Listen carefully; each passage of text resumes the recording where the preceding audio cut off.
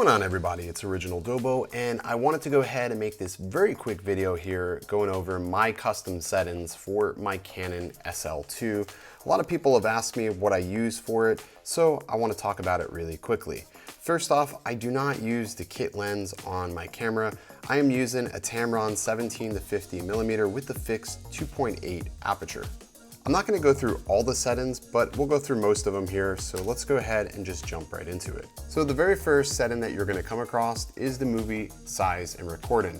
Now obviously this camera doesn't record in 4K, so you're limited with your options. You'll notice in the camera you have Full HD, 60 frames per second, Full HD, 30 frames per second, and there's also Full HD, 24 frames per second.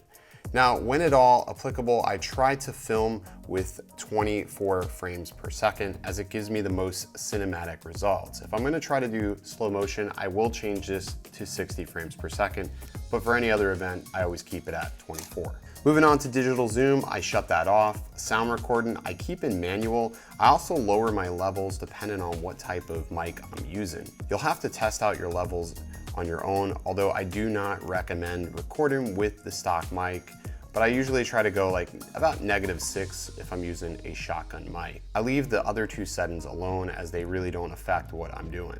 Moving on to ISO speed, typically I will throw this in full on manual, unless if I'm vlogging, then I will keep it in a automatic mode because it's just easier to work with things.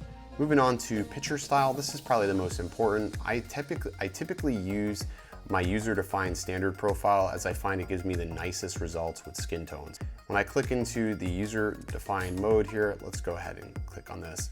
The first setting you'll find is sharpness. You'll notice that sharpness is turned all the way down to 0. With digital cameras, you really don't need sharpness turned on as it can make images look incredibly fake and just artifacted. I don't really like that for my GoPro, so I go ahead and turn that down. Moving on to contrast, I put that at -1 as I just like the way this looks, but that can be up to you whether or not you mark that down to -1 or leave it at 0.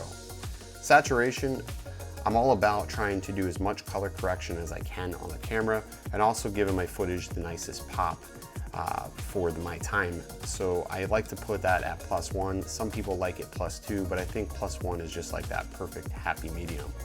Color tone, this is one of those that's going to really depend on your skin tone. I'm a sort of a tan guy, so I like to do +1 on this. I think it gives it the nicest look. And that is my color profile. White balance, this is going to be one of those things that is a little bit tougher to achieve with this camera because you cannot adjust to the Kelvin settings on the SL2. So my recommendation is picking yourself up one of these gray cards, sort of like what I have here. It's going to give you the best results because if you look, there are custom settings and presets like every Canon camera has. However, they're not going to be the most accurate and they're typically going to try to just sort of guess the environment. So I recommend using a gray card. That's going to give you the best results with the SL2. I don't touch any of the white balance correction. I leave all of that alone.